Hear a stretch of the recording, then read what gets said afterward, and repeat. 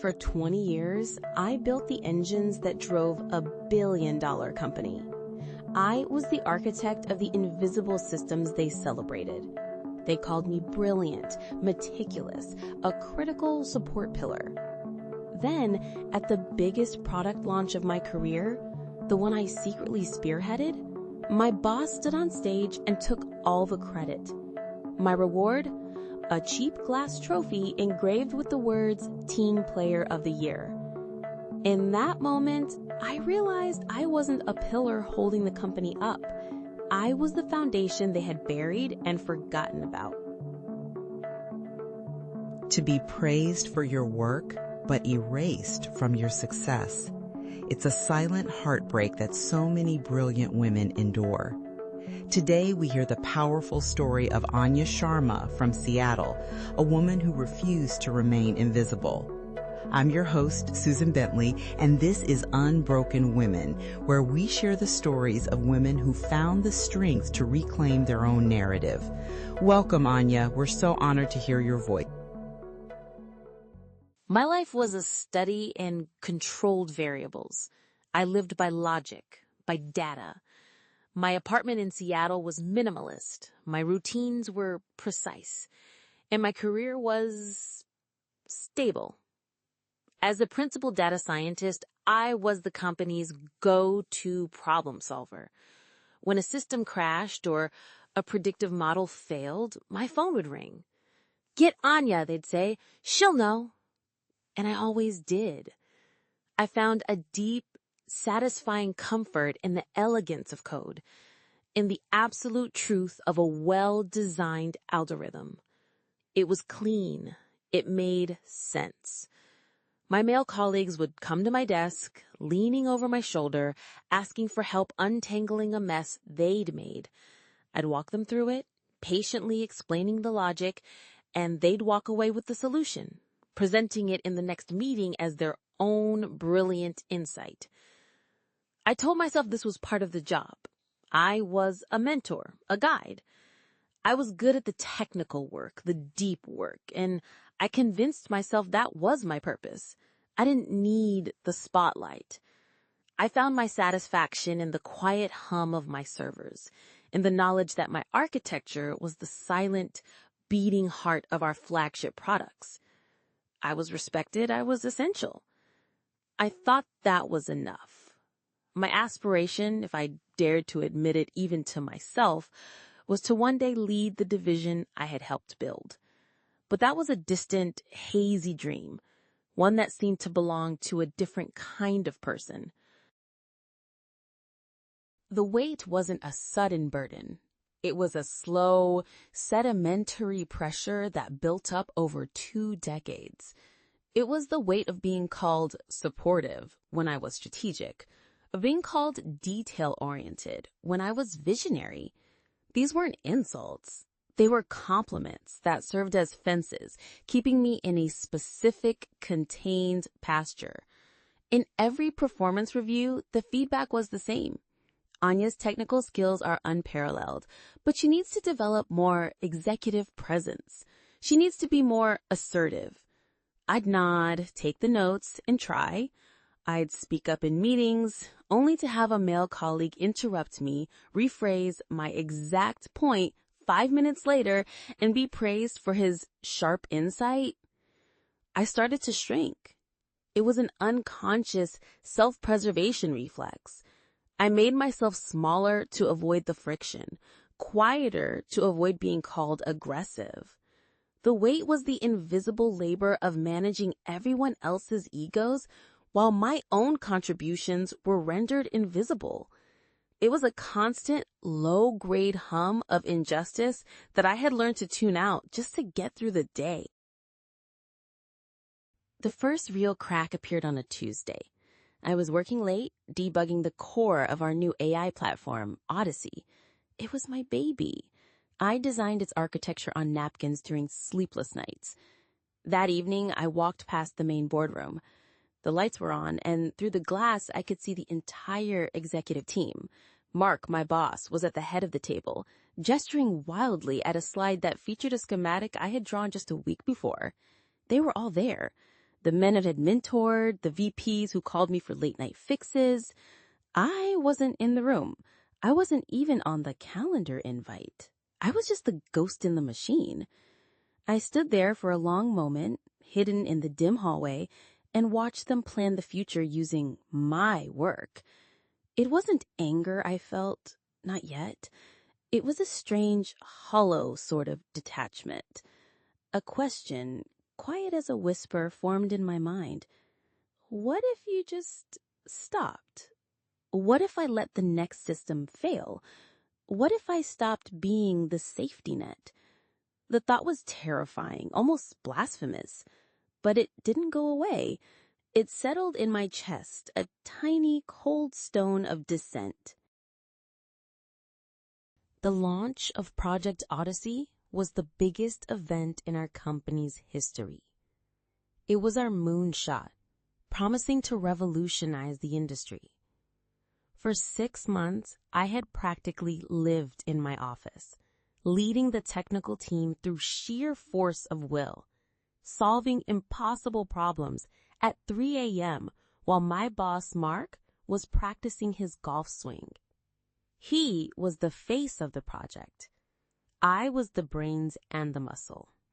The day of the launch was a blur of press, industry analysts, and forced smiles. We gathered in the main auditorium, the air electric with anticipation. I sat in the third row, my heart pounding with a nervous pride. This was it. This was my legacy. Mark took the stage to a thunderous applause. He was a master showman. He spoke about his vision, his leadership, the grueling nights he spent with the team. He unveiled Odyssey to a standing ovation. He never mentioned my name. Not once. Near the end of the presentation, he said, "Of course, a project this massive is a team sport, and I want to recognize some key players." My stomach tightened. Maybe now. He called up a few of the junior male engineers, shaking their hands. Then he said, "And I want to give a special shout out to Anya Sharma. Her dedication to supporting the team was incredible.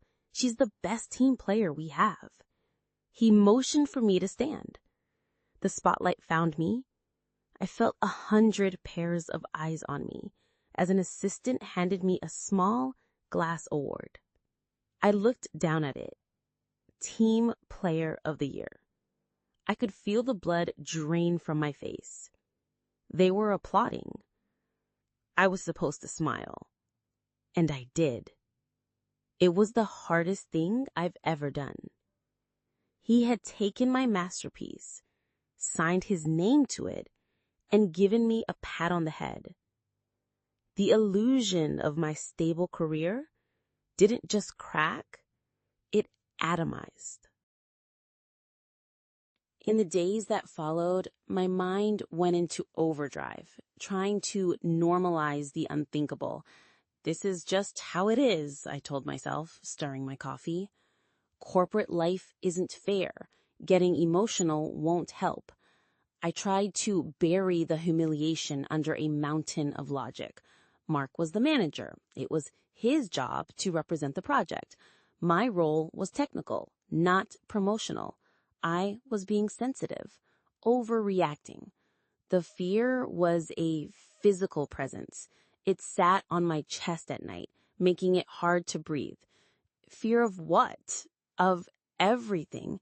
Fear of being labeled difficult or not a team player, the very thing they just praised me for being.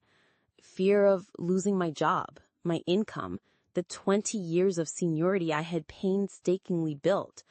I was in my mid-40s. Who starts over at my age?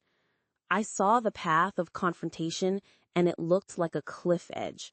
I'd be pushed out, my reputation quietly tarnished. She couldn't handle the pressure, they'd whisper. So I tried to pretend it didn't happen. I went to work, sat at my desk, and answered emails. I smiled at Mark in the hallway. I was the performer, playing the part of the contented employee, while inside, a silent, screaming vortex of rage and shame was tearing me apart. The breaking point didn't come in a dramatic confrontation. It came a week later, in the sterile quiet of the corporate parking garage. It was late, and I was walking to my car, the ridiculous glass trophy still in its box on my passenger seat. As I unlocked the door, my phone buzzed. It was an industry news alert. The headline read, "Mark Reynolds, tech visionary, lands $2 million bonus for Odyssey success." I stared at the screen, the words blurring. $2 million. For my work. For my sleepless nights. For my soul. I got into the car, shut the door, and the meticulously constructed dam inside me finally broke. It wasn't loud. It was a silent, violent sob that racked my entire body.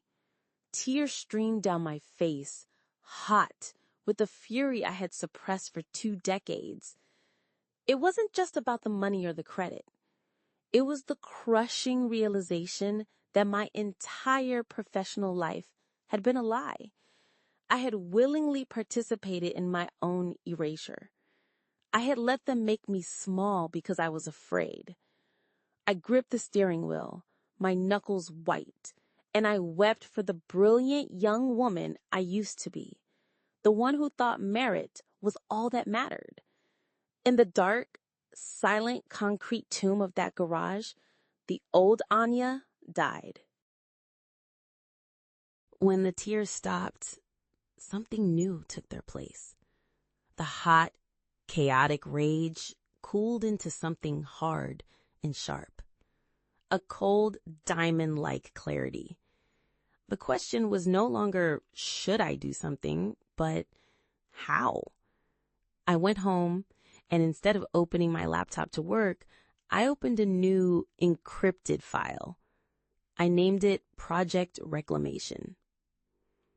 My grief had burned away my fear. I would no longer be a team player. I would be a data scientist, and I was going to use my skills for myself. I decided, with chilling resolve, to build a case. I would document every email, every project, every uncredited contribution. I would gather my data. That night, I also did something I hadn't done in years. I reached out. I found the number for Sarah, a talented engineer who had quit 3 years ago after being repeatedly passed over. "I think it's time we talked," my message read. It felt like an act of treason against the life I knew, but for the first time in forever, it also felt like an act of loyalty to myself.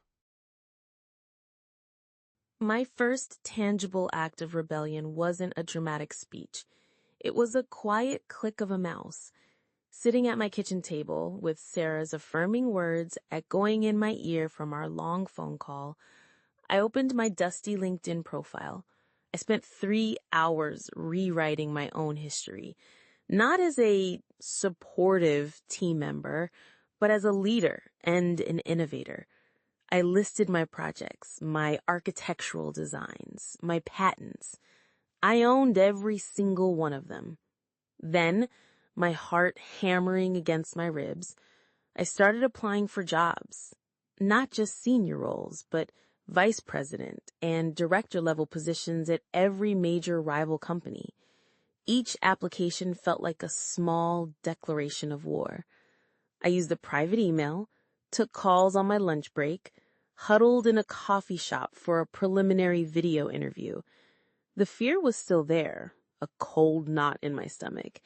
I felt like a spy in my own life. But underneath it was a feeling I hadn't experienced in years, a wild, exhilarating spark of possibility. I was no longer waiting to be chosen. I was choosing. Mark wasn't stupid. He sensed the shift in me. My politeness became more formal, my explanations more concise. I stopped offering solutions proactively. My quiet compliance had vanished, replaced by a cool professional distance, and the pushback began. It was subtle, insidious, a masterclass in corporate sabotage. Suddenly, I was assigned to a legacy system maintenance project, a glorified dead end. My name was conveniently forgotten on the invites to key strategy meetings. In team huddles, Mark would make comments like, "We need people who are truly ambitious and want to drive forward, not just keep the lights on." The comments were never directed at me, but everyone in the room knew who he was talking about. Then the rumor started. I overheard two colleagues talking by the coffee machine saying they'd heard I was struggling with the pressures since the Odyssey launch, that I'd lost my creative spark. He was building a narrative to discredit me before I could make a move. He was painting me as obsolete. Friends at work grew distant, afraid to be associated with me. The isolation was profound. He was trying to suffocate me, to make me so miserable that I would either quit with nothing or retreat back into my box defeated and grateful for any scrap of work he threw my way. The external battle was exhausting, but the internal war was torture. Every night I'd lie awake, my mind racing. You've thrown away 20 years. You're being paranoid.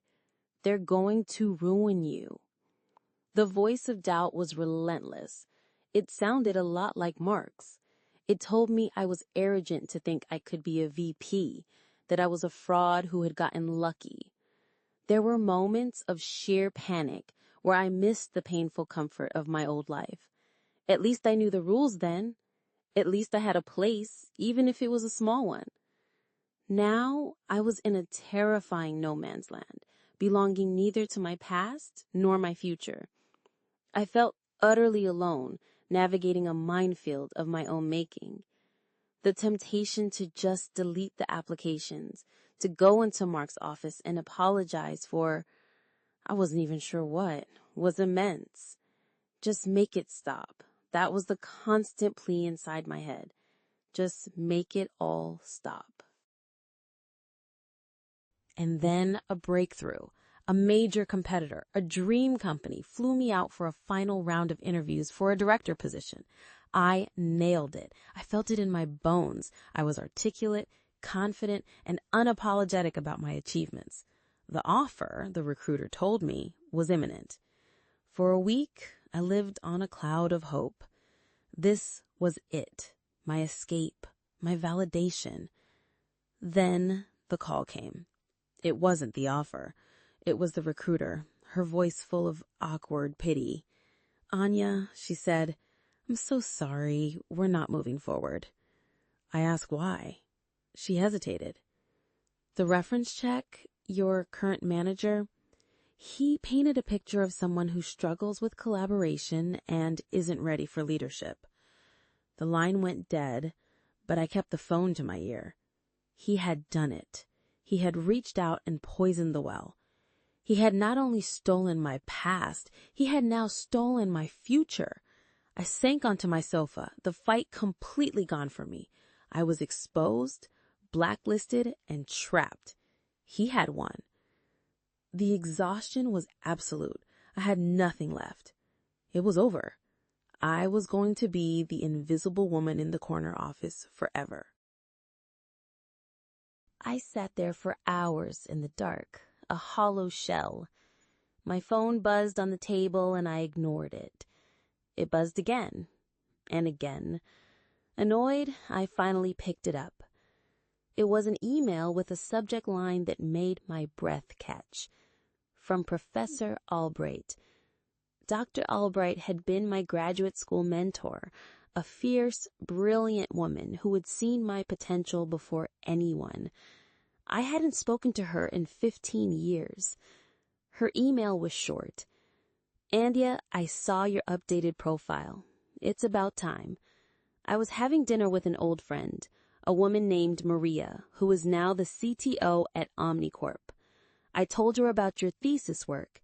She's looking for a new VP of Data Innovation, someone who isn't afraid to build from the ground up. She wants to talk to you. Don't let the bastards get you down. It wasn't a job offer. It wasn't a rescue.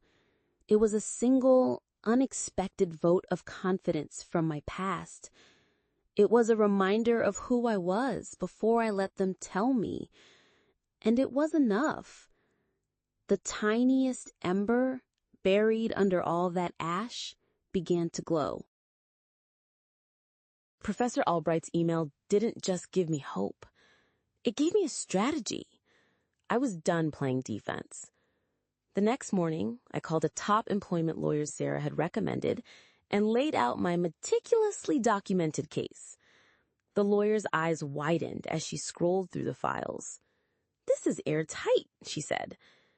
Knowing I had that weapon in my back pocket changed everything. Then I prepared for the interview with Maria at Omnicorp. This time was different. I wasn't an applicant seeking a job. I was a peer discussing a partnership. I walked into that meeting not with the story Mark had written for me, but with my own. I spoke about my vision, my leadership philosophy, my failures, and what I learned from them. I didn't just present my work. I deconstructed it, debated it, and showed her how I would do it even better for her company. I was no longer asking for a seat at the table. I was explaining how I would build a new one. The offer came 2 days later, Vice President of Data Innovation. The title itself was a validation. Walking into my new office with its view of the entire city felt less like a victory and more like a homecoming. I was finally where I was always meant to be. The biggest change wasn't the title or the corner office. It was internal. The constant humming anxiety in my chest was gone, replaced by a quiet, solid confidence. I no longer second-guessed my own words or softened my own ideas. My first act as VP wasn't a sweeping, strategic change. It was setting up a mentorship program specifically for women in tech within the company. I was no longer just building systems. I was building ladders for others. I had found my voice, and I intended to use it. If I could speak to that woman in the third row, clutching that cheap glass trophy, I would tell her, I see you. I see your brilliance and your pain. I know you think being quiet is being safe, but your silence is not a shield, it's a cage. Your quiet strength is your superpower, but you must learn to amplify it. Don't shrink. Don't wait to be chosen. They will try to dim your light, not because it is weak, but because they fear its power. Let it blaze. Thank you, Anya, for that incredibly moving and powerful testimony. Your story is a masterclass in reclaiming your own narrative. What part of Anya Sharma's journey resonated most with you? Share your thoughts in the comments below. Your story matters too. Please like and subscribe to Unbroken Women for more stories of triumph. And click here to watch another incredible journey of self-emancipation. Until next time, be kind to yourselves and to each other.